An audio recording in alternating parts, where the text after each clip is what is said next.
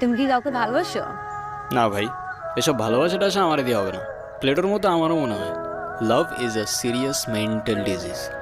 তুমি শোনো না, তুমি কি আমাকে তোমার লাইফের অনেক ইম্পর্টেন্ট কোনো পার্সন মনে করো?